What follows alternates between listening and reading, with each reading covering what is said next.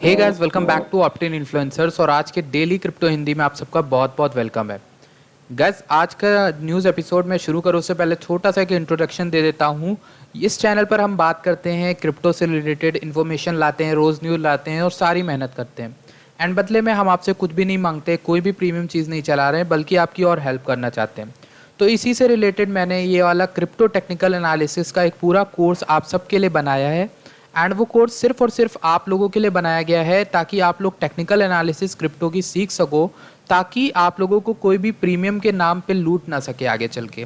ये जो technical analysis का कोर्स है, इसकी लिंक आपको डिस्क्रिप्शन में मिल जाएगी एंड उसको आप वहाँ से बाय कर सकते हो एंड वहाँ से आप इसको सीख जाओगे। एंड आई एम श्योर कि आप इसको सीखने के बाद जो आपको premium so called premium signals देते हैं ना लोग, वो सब आप खुद देने लग जाओगे और आपके लाखों रुपए बच जाएंगे, जो आप उनको 3-3 हज़ार रुपये 5-5 हज़ार रुपये देते हो जाके।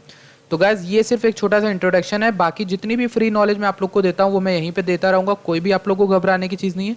टेक्निकल एनालिसिस जिन्हें सीखनी है वो जाके सीख सकते हैं। चैनल पे भी आएगी, बट आने वाले कुछ दिनों में हमें टाइम भी लग सकता है उस पर। तो फिलहाल के लिए बात कर लेते हैं आज के न्यूज़ एपिसोड को लेकर। लेकिन उससे पहले अगर आप नए हो तो चैनल को सब्सक्राइब करना बिल्कुल मत भूलना, टेलीग्राम से जुड़ना बिल्कुल भी मत भूलना, दोनों ही इंपॉर्टेंट है बहुत।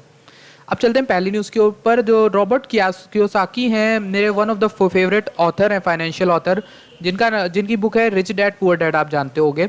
उन्होंने यहाँ पर बोला है कि biggest crash in world history is coming, bitcoin can help endure it. उन्होंने कहा 3 चीज़ें हैं बिटकॉइन का जो दुनिया का पूरा क्रैश आने वाला है। बिटकॉइन नहीं बोला उन्होंने बोला दुनिया का सबसे बड़ा क्रैश हो सकता है, आने वाला है, और सब चीज़ें सब महंगी हो जाएंगी, सब गिर जाएगा, सारे धंधे बंद हो जाएंगे, ऐसा कुछ उन्होंने बोला।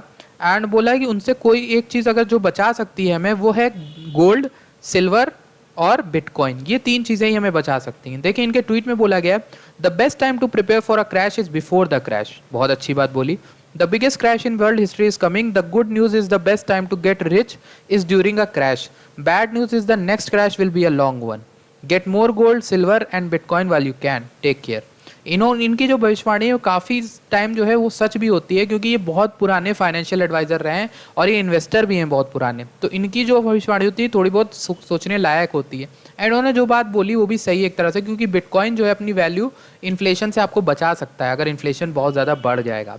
एक इंपॉर्टेंट डेटा आया, strong hands accumulating bitcoin in massive amounts according to on chain analyst Will Clement.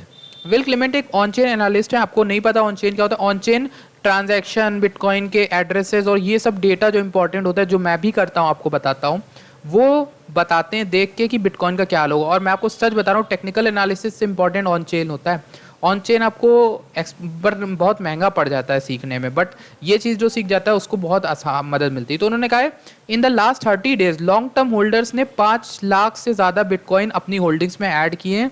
छोटे जो शॉर्ट टर्म होल्डर्स हैं उन्होंने अपनी होल्डिंग को 5 लाख से गिरा दिया है। मतलब उन्होंने 5 लाख BTC बेच दिए हैं और इन्होंने 5 लाख ऐड किए हैं। तो देख रहे हो कितना बड़ा डिफरेंस है लॉन्ग टर्म होल्डर्स में और शॉर्ट टर्म होल्डर्स में। तो ये एक इंपॉर्टेंट न्यूज़ है जो आपको समझ में आनी चाहिए। एंड इसका मतलब यही है कि आपको भी लॉन्ग टर्म बनना चाहिए। और कल का डाटा मैंने आपको बताया था कि उन्होंने बोला था कि ऑन एन एवरेज 3.5 साल जिसने भी बिटकॉइन को रखा है वो प्रॉफिट में ही रहा है। एक और चीज़ मुझे आपको ये बतानी है, पॉलीगॉन को रिलेटेड, यानी कि मैटिक को लेके आई है। मैटिक ने अपने पे एक डेटा अवेलेबिलिटी सॉल्यूशन निकाला है साइड चेन्स और लेयर 2 प्रोटोकॉल्स के लिए। उसका नाम रखा गया आवेल। आवेल जो है वो क्या करेगा, बेसिकली जो साइड चेन से रिलेटेड ट्रांजैक्शन वगैरह इन सब से रिलेटेड जो डेटा है उसमें पार्टिसिपेंट्स जो हैं उसका प्रूफ नहीं मिल पाता है। मतलब उसमें कुछ भी मालिशियस एक्टर्स आ सकते हैं और ब्रॉडकास्ट कर देते हैं पूरे नेटवर्क को आधी अधूरी जानकारी, डेटा। तो उससे रिलेटेड यहाँ पर एक बड़ा जो है इम्प्लीमेंटेशन लाए हैं पॉलीगॉन वाले, और उन्होंने लाया, उसका नाम क्या है, क्या नाम है, आवेल। आवेल नाम जो है ये अच्छा है। तो पॉलीगॉन ये शो करता है पॉलीगॉन वर्क कर रहा है कॉन्स्टेंटली अपने प्रोजेक्ट को बढ़िया करने के लिए लेकर। एंड पॉलीगॉन के इन्वेस्टर मार्क क्यूबन है, आपको पता होगा, वो भी बहुत बड़े फाइनेंशियल एडवाइजर, फाइनेंशियल इन्वेस्टर हैं, जिनको आप कह सकते हो रॉबर्ट कियोसाकी जैसे हैं, वैसे वो भी हैं, ठीक है। तो कॉइनबेस ने कॉइनबेस की जो जर्मनी एंटाइटी है, जैसे बाइनेंस की कल यूके के बारे में बताया था, नहीं था मैंने आपको, कि बाइनेंस की जो यूके एंटाइटी थी उसको पूरी तरह से बैन करने की सोच रहा है यूके एफसी अथॉरिटी जो है। वैसे ही कॉइनबेस की जर्मन एंटाइटी जो है उसको एंटिटी को यहाँ पर अलाउ कर दिया गया है। First firm authorise to provide crypto custody in the country. ये पहली फर्म बन जाएगी कॉइनबेस कंपनी जो क्रिप्टो से रिलेटेड कस्टडी देती है, फाइनेंशियल जो आपको हेल्प देती है क्रिप्टो से रिलेटेड, वो जर्मनी की बन जाएगी। बहुत बड़ी न्यूज़ है, बहुत बढ़िया न्यूज़ है क्रिप्टो से related. Morgan Stanley equity fund owns 28.2 K shares of Grayscale Bitcoin Trust. आपको पता होगा दुनिया का सबसे बड़ा ETF फंड जो है बिटकॉइन को लेके, यानी जिसमें लोग इन्वेस्ट कर सकते हैं और बिना बिटकॉइन को लिए डायरेक्टली इनडायरेक्टली बिटकॉइन में इन्वेस्ट कर सकते हैं, वो है ग्रेस्केल बिटकॉइन ट्रस्ट।